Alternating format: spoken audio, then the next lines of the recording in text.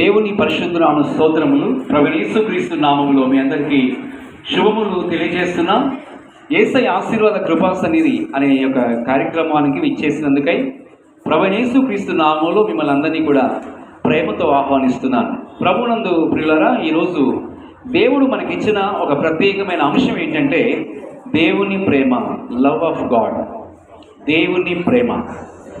దేవుని వాక్యములో నుండి, పరిశుద్ధ గ్రంథము నుండి యోహాను సువార్త 3వ అధ్యాయము 16వ వచనం మనం గమనించినట్లయితే, యోహాను సువార్త 3వ అధ్యాయము 16వ వచనం.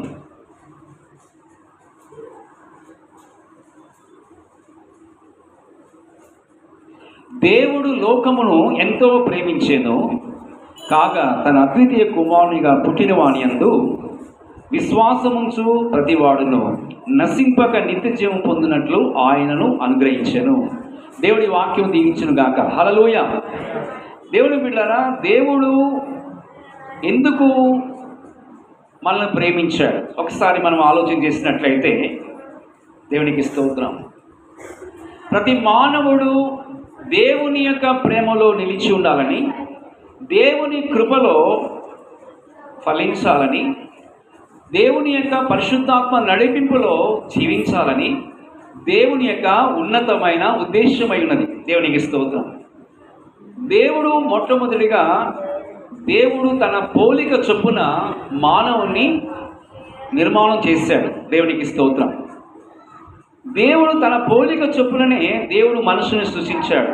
అంటే ఆయన సన్నిధిలో ఆరాధించాలని, ఆయనతో మాట్లాడాలని, ఆయన యొక్క మహిమ కొరకు జీవించాలని దేవుని యొక్క ఉద్దేశమైనది. అయితే అపవాది యొక్క తంత్రములు ఏంటంటే, మానవుని యొక్క జీవితంలో ఉన్న సంతోషాన్ని, సమాధానమును, ఆరోగ్యాన్ని, ఆశీర్వాదాన్ని తీసివేసి జీవితమును నాశనం చేయాలని అపవాది యొక్క, అంటే సాతాను యొక్క ఉద్దేశమైనది.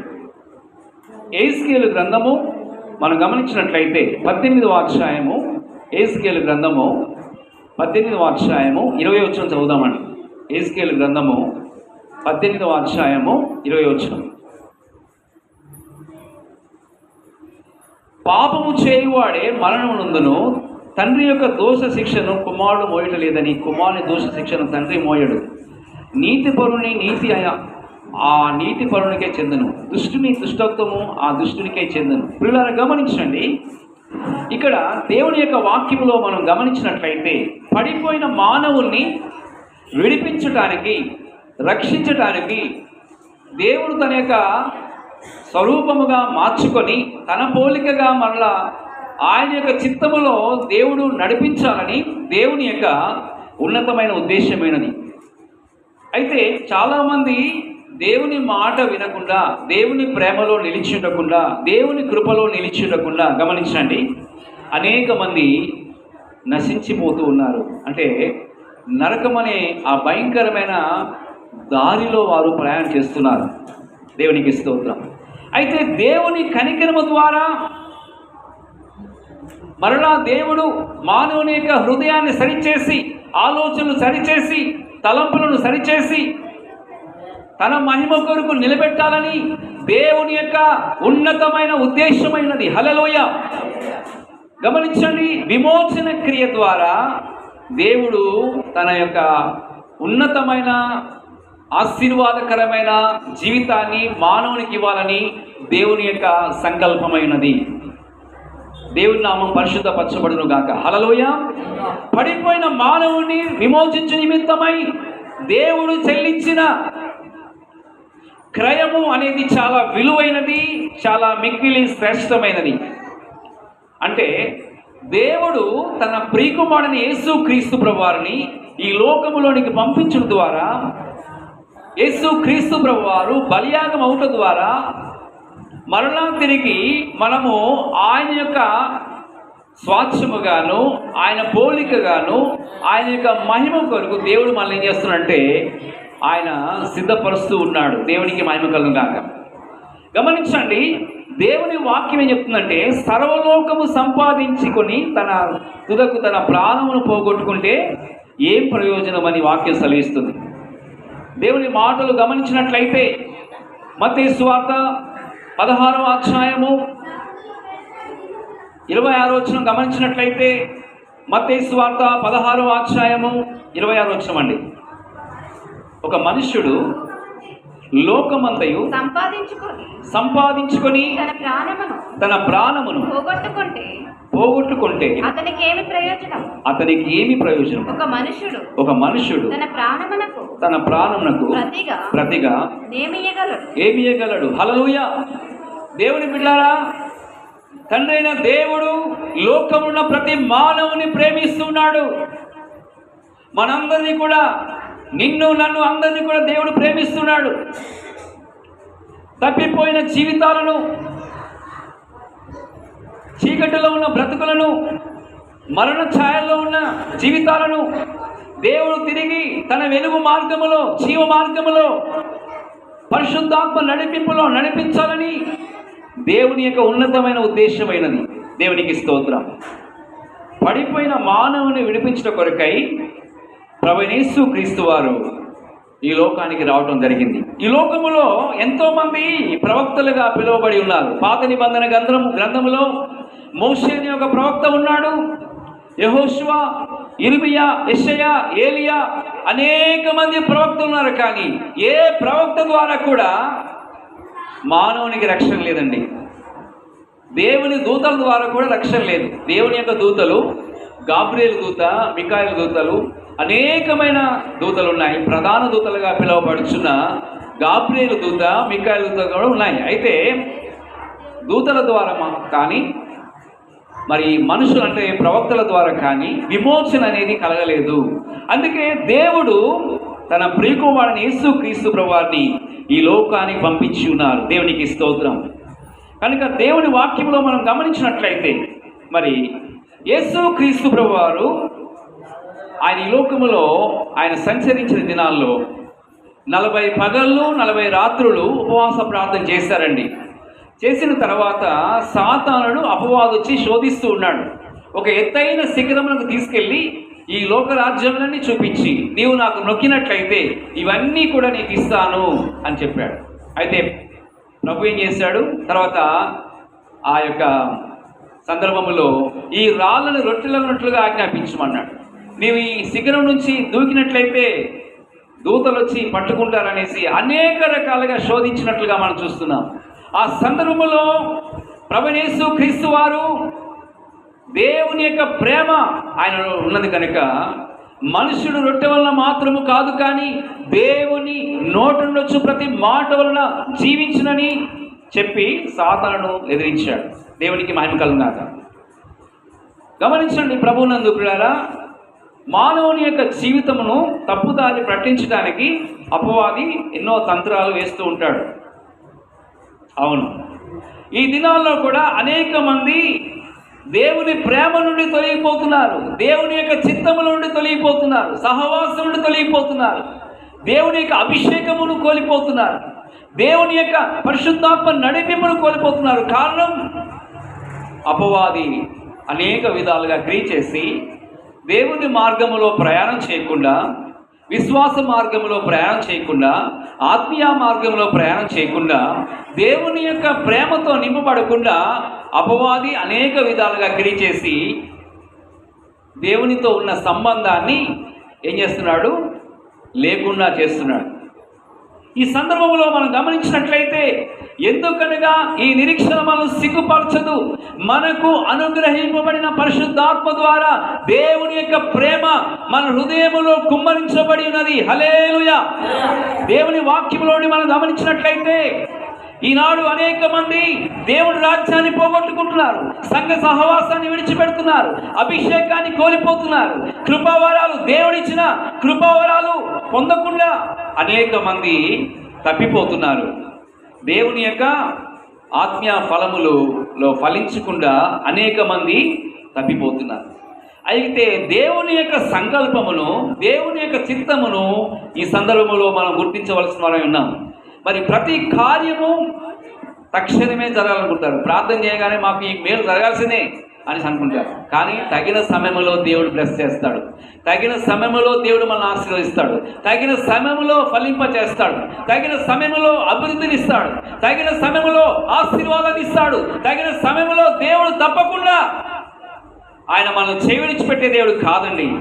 అయితే ప్రార్థన చేయగానే ఆ కార్యం జరగకపోయేసరికి కొంతమంది వేరే దారిలో ప్రయాణం చేస్తున్నారు.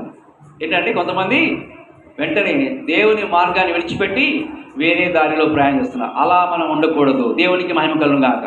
ప్రభువునందు ప్రియులారా, దేవుని యొక్క మాటలు గమనించినట్లయితే మరి అపవాది అనేక రకాలుగా శోధిస్తూ ఉన్నప్పుడు మరి యేసు క్రీస్తు ప్రభువారు కల్వారి దారిని ఎన్నుకున్నాడు.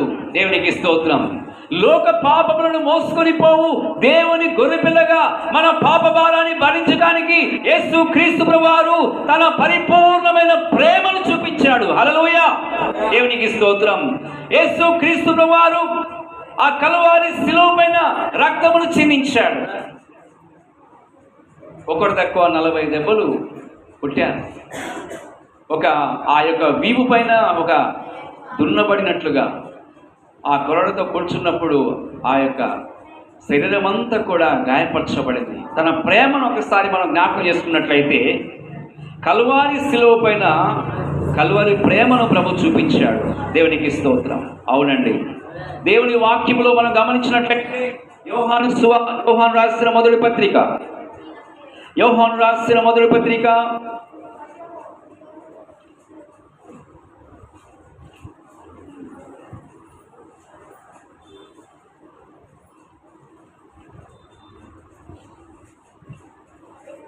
మూడవ అధ్యాయము మొదటి వచనం చదువుకుందామండి.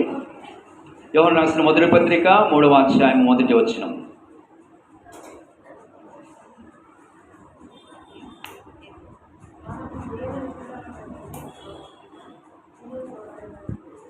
మనము దేవుని పిల్లలమని పిలువబడినట్లు తండ్రి మన గట్టి ప్రేమను అనుగ్రహించెనని చూడుడి. మనము దేవుని పిల్లలమే. ఈ హేతువు చేత లోకము మనల్ని ఎరగదు, ఏలనగా అది ఆయనను ఎరగలేదు. Praise the Lord. హల్లెలూయా. తండ్రి ప్రేమ ఎంతో విలువైనది. తండ్రి తన యొక్క కృప ద్వారా మనల్ని ప్రేమిస్తున్నాడు. ఆ కృప అనేది యేసు క్రీస్తు ప్రభువులో మనం చూడగలుగుతున్నాం. దేవుని మాటలు గమనించినట్లయితే ప్రభువునందు ప్రియమైన దేవుని బిడ్డలారా, తండ్రి చిత్తము చేయడం కొరకై యేసు క్రీస్తు ప్రభువారు లోకానికి వచ్చారు. అంటే మానవుని విమోచించడానికి ప్రభు యేసు క్రీస్తు ఆయన ఈ లోకములో ఉన్న ప్రజలను ఎంతో ప్రేమించాడు. అవును, సిలువను గూర్చిన వార్త నశించున్న వారికి వెరితనము కానీ రక్షించబడుచున్న మనకు దేవుని శక్తి ఉన్నది. హల్లెలూయా. యేసు క్రీస్తు యొక్క ప్రేమ విలువైన ప్రేమ, ఘనమైన ప్రేమ. ఒక సందర్భంలో అబ్రహాముతో దేవుడు మాట్లాడుతున్నాడు. చాలా సంవత్సరాల తర్వాత కుమారుని ఇచ్చాడు దేవుడు. వాళ్ళు ఎన్ని సంవత్సరాలు కనిపెట్టారు తెలుసా అండి? 30 years కనిపెట్టారు. 30 సంవత్సరాలు వాగ్దానం చేసిన 30 సంవత్సరాలకి. మరి అదొక పరీక్ష అన్నమాట. దేవునికి స్తోత్రం. అయితే దేవుడు కుమారుని ఇస్తాడు. ఇస్సాకు అందమైన కుమారుడు పుడతాడు. చాలా అల్లారు ముద్దుగా ఆ తల్లిదండ్రులు అబ్రహాము శారమ్మ ఎంతో అల్లారు ముద్దుగా ఆ కుమారుని పెంచుతారు. పెంచుతూ ఉంటే దేవుడు పైన చూస్తాడు. దేవునికి స్తోత్రం కలుగుగాక. ఒకరోజు అబ్రహాంతో దేవుడు మాట్లాడుతున్నాడు. అబ్రహామా, నీ ఒక్కగానొక కుమారుని నాకు ఇవ్వాలి. నేను చెప్పిన స్థలానికి వెళ్ళి నీవు బలి ఇవ్వాలి అని చెప్పినప్పుడు ఆ మాటకు లోబడతాడు. ఆ యొక్క మొరియా కొండకు తీసుకెళ్ళడం జరిగింది. ఆ దహన బలి అర్పించడానికి కట్టెలు పేర్చి ఆ కుమారుని బంధించి కట్టివేస్తాడు. అయితే కత్తి ఎలా ఎత్తగానే దేవుని స్వరం వినబడుతూ ఉంటుంది. అబ్రహామా, అబ్రహామా, ఆ కుమారుని ఏమి చేయకు, ఆ చిన్నవాడిని ఏమి చేయకు. Praise the Lord. హల్లెలూయా. దేవుని బిడ్డలారా గమనించండి. అక్కడ దేవుడు అద్భుతంగా ఆ సందర్భంలో ఒక పొదలో నుండి ఒక పోటీలు రావటం, బలి ఇవ్వటం జరుగుతుంది. ఇక్కడ గమనించినట్లయితే మన పరలోకపు తండ్రి ఆయన పరిపూర్ణమైన ప్రేమతో ఆయన మనం ప్రేమిస్తున్నాడు. ఆ ఒక్కగాని ఒక కుమారుడు యేసు క్రీస్తు ప్రభువాన్ని బలి ఇవ్వటానికి వెనుకకు పోలేదు. దేవునికి స్తోత్రం. రక్తము చిందించబడకుండా పాప క్షమాపణ అనేది కలగదండి. ఇక్కడ మనం గమనించినట్లయితే దేవుడు తన కుమారుని బలి ఇచ్చుట కొరకై మరి అప్పగించినట్లుగా మనం చూస్తున్నాం. దేవునికి స్తోత్రం. ప్రభువైన యేసు క్రీస్తు వారు కూడా తను తాను దేవునికి అప్పగించుకున్నాడు. తండ్రి చిత్తము చేయడానికి ఈ లోకానికి వచ్చినట్లుగా మనం చూస్తున్నాం.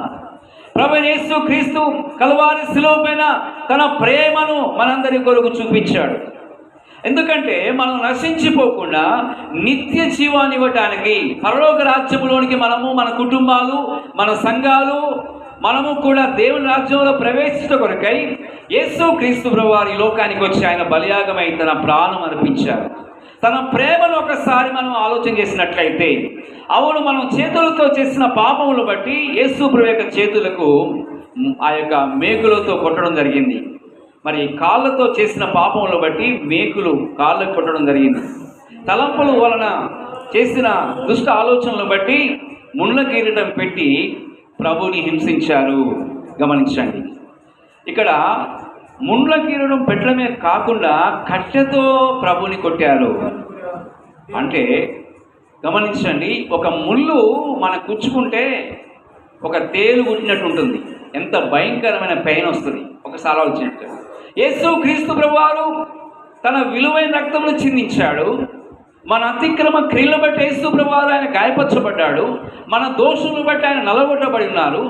మనం పొందవలసిన శిక్ష యేసు క్రీస్తు ప్రభువారు ఆయన పొంది ఉన్నారు. ఇందువలన ప్రభు యొక్క ప్రేమ ఏంటో మనం గమనిస్తున్నాం. దేవునికి స్తోత్రం. దేవుని యొక్క మాటలు గమనించినట్లయితే మన హృదయము పరిశుద్ధపరచబడటానికి హృదయ శుద్ధి గల వారు ధన్యులు, వారు దేవుని చూస్తారని వాక్యం సెలవిస్తుంది. అయితే ప్రభు యొక్క ప్రక్కలు ఏం చేశారంటే బల్లెంతో పొడిచారు. అంటే మన హృదయాన్ని శుద్ధి చేయడానికి. ఒకసారి మనము ఆయన ప్రేమను జ్ఞాపకం చేసుకున్నట్లయితే మనము దేవుని కృపలో నిలిచి ఉంటాం.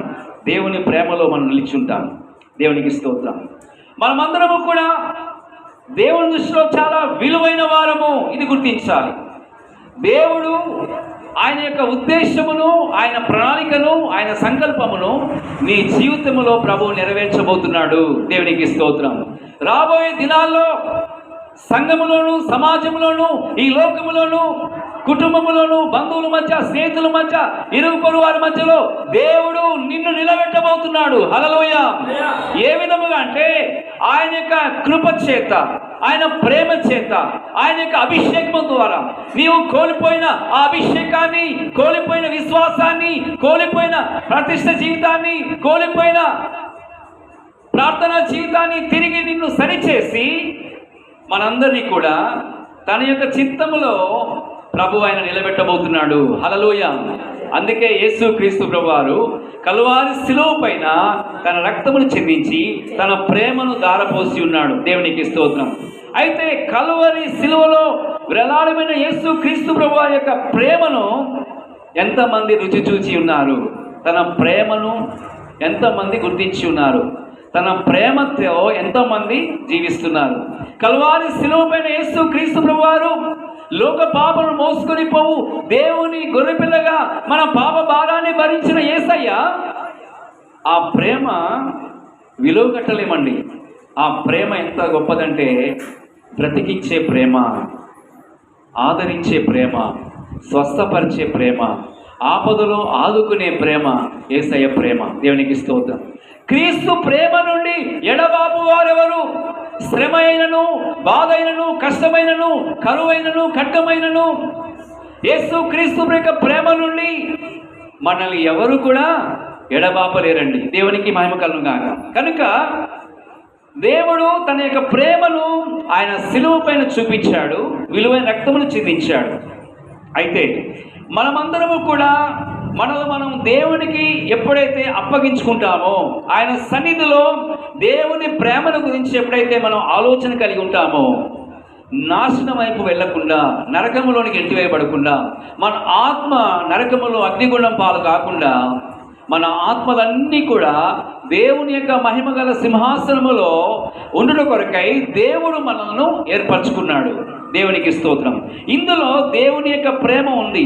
అయితే దేవుని ప్రేమ చేత నింపబడిన దేవుని బిడ్డలు వారు సంఘములో ఒక మహిమ గల దేవుని బిడ్డలుగా ప్రకాశిస్తుంటారు. దేవునికి స్తోత్రం. దానియేలు గ్రంథము 12వ అధ్యాయము 3వ వచనం గమనించినట్లయితే, బుద్ధిమంతులైతే ఆకాశ మండలమండు జ్యోతులను పోలిన వారై ఎవరు నీతి మార్గం అనుసరించినట్లు ఎవరు అనేకులను త్రిప్పుదురో వారు నిరంతరము నక్షత్రం వలె ప్రకాశిస్తారు. హల్లెలూయా, దేవునికి స్తోత్రం. అవునండి, ఒక మార్నింగ్ స్టార్, ఒక వేకు చుక్క, ఒక నక్షత్రం వల్లే మనం ప్రకాశించాలని దేవుడు కోరుచున్నాడు. దేవునికి స్తోత్రం. దేవుని బిడ్డలారా, దేవుని యొక్క వాక్యంలో మనం గమనించినట్లయితే పరిశుద్ధ సన్నిధిలో దేవుని ప్రేమ కలిగి మనం జీవించినప్పుడు, మనమందరము కూడా ఆయన యొక్క ఆజ్ఞలు మనం ప్రేమించినప్పుడు, ఆయన వాక్యాన్ని మనం ప్రేమించినప్పుడు, ఆయన కృప చేత మనం జీవించినప్పుడు, నిశ్చయముగా దేవుడు తన యొక్క ప్రేమ చేత మనం నింపబడినప్పుడు, ఆయన యొక్క అభిషేకము ద్వారా, ఆయన కృపవరాల ద్వారా, ఆయన యొక్క ప్రభావం ద్వారా, ఆయన యొక్క వెలుగు ద్వారా, ఆయన ప్రత్యక్షత ద్వారా, ఆయన యొక్క కృప ద్వారా మనం ఈ లోకములో జీవించగలుగుతాం. దేవునికి స్తోత్రం. దేవుని వాక్యము నుండి మనం గమనించినట్లయితే, ఒక సందర్భంలో జక్కయ్య అనే ఒక వ్యక్తి ఒక ఊర్లో నివాసం కలిగి ఉన్నాడు. ఆయన బిల్ కలెక్టర్, పన్నులు వసూలు చేసేవాడు. చాలా డబ్బు సంపాదించాడు. చాలా గొప్ప ధనవంతుడు అయిపోయాడు. అయితే ఒక రోజున యేసుక్రీస్తు ప్రభువారు జక్కయ్య ఏ ఊరైతే ఉంటున్నాడో ఆ ఊరికి వచ్చాడు. యేసు ప్రభువారు ఆయన వెళ్తున్నప్పుడు గొప్ప జన సమూహము ప్రభువుని వెంబడిస్తూ ఉన్నారు. చుట్టూ జన సమూహం ఉన్నారు. అయితే యేసు ప్రభు గురించి విన్నాడు. ఆ యొక్క వాక్య భాగాన్ని మనం లూకా సువార్త 19వ అధ్యాయంలో చూస్తున్నాం. అయితే ప్రభువుని గురించి విన్నాడు కానీ చూడాలని ఒక ఆశ కలిగి ఉన్నాడు. దేవునికి మహిమ కలుగాక. చూడాలని ఒక ఆశ కలిగి ఉండి, దేవునికి స్తోత్రం. మరి ఆ సమయంలో ఒక అద్భుతమైన ఆలోచన వచ్చింది. ఎందుకంటే జక్కయ్య చాలా పొట్టివాడు, పొడుగా లేడనమాట. అంతమంది జనసమూహంలో ప్రభు మధ్యలో ఉన్నాడు, చుట్టూ జనసమూహం ఉన్నారు. కానీ ఆయనకు ఒక ఆశ ఉంది, ప్రభుని చూడాలని. మరి ఒక ఆలోచన ప్రకారంగా ఆ దగ్గరలో ఉన్న ఒక మేడి చెట్టు ఎక్కాడు. దేవునికి స్తోత్రం. ఆ చెట్టు ఎక్కి చెట్టు కొమ్మ పైన కూర్చొని చూస్తున్నాడు. ప్రభుని చూడాలని ఆశ. ప్రభుని చూడాలని ఒక ఆశ ఎవరైతే కలిగి ఉంటారో దేవుని బిడ్డారా, నిశ్చయముగా దేవుడు వారిని దర్శిస్తాడు. హల్లెలూయా. అయితే కూర్చొని చూస్తున్నాడు. అంతమంది జనసమూహం ఉన్నప్పటికీ కూడా యేసు ప్రభువారు ఆ యొక్క జనసమూహంలో ఉన్న ప్రతి హృదయమును, ప్రతి ఆలోచనను గుర్తించగలిగే దేవుడు. దేవునికి స్తోత్రం. అంతమంది ఉన్నప్పటికీ కూడా జక్కయ్య యొక్క ఆశను బట్టి, అతనిలో కలిగిన విశ్వాసాన్ని బట్టి, మరి జక్కయ్య ఏ చెట్టు అయితే ఎక్కాడో ఆ చెట్టు దగ్గరికి వచ్చాడు ప్రభువారు. వచ్చి ఆ చెట్టు పైన కూర్చున్న జక్కయ్యను పిలుస్తున్నాడు. జక్కయ్య, నువ్వు త్వరగా దిగు, ఈరోజు నేను నీ ఇంటికి వస్తాను. Praise the Lord. హల్లెలూయా, దేవునికి స్తోత్రం. వెంటనే అందరూ ఆశ్చర్యపోతున్నారు. ఇంత పాపాత్ముడైన మనిషి ఇంటికి పోతా అంటున్నాడు ఏంటి? ఈయన గురించి తెలియదేమో యేసుప్రభు వారికి. దేవునికి స్తోత్రం. కానీ దేవుని బిడ్డలారా గమనించండి, వెంటనే చాలా సంతోషం కలిగింది. గబగబా దిగాడు జక్కయ్య.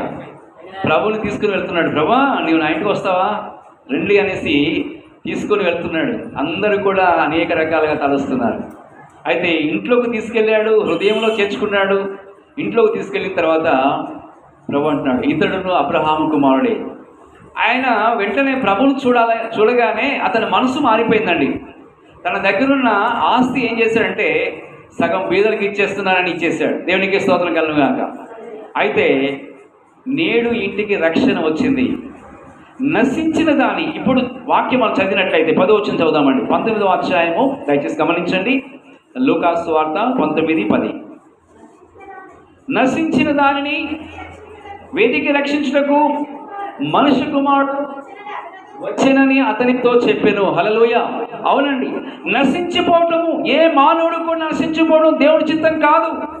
ప్రతి మానవుడు సేవ అవ్వాలి, రక్షించబడాలి, వారి యొక్క ఆత్మరక్షణ పొందాలి. దేవునికి స్తోత్రం. అందరూ కూడా దేవుని మార్గములో ఉండాలనే దేవుని యొక్క ఉన్నతమైన ఉద్దేశమైనది. ఈ ప్రశస్తమైన సమయంలో దేవుని బిడ్డలారా, మనమందరము దేవుని ప్రేమ చేత నింపబడదాం. దేవుని వాక్యాన్ని మనం ప్రేమిద్దాం. దేవుని యొక్క ఉన్నతమైన ఉపదేశాన్ని మనం గుర్తిద్దాం. మనం నశించిపోవడం దేవుని చిత్తం కాదు. అందుకనే నశించిన దాన్ని వెతికి రక్షించుటకు మనుష్య కుమారుడు వచ్చెను. అంటే యేసు క్రీస్తు ప్రభువారు ఈ లోకానికి ఎందుకు వచ్చారంటే మనం రక్షించడానికి వచ్చారు, మనల్ని ఆదరించడానికి వచ్చారు.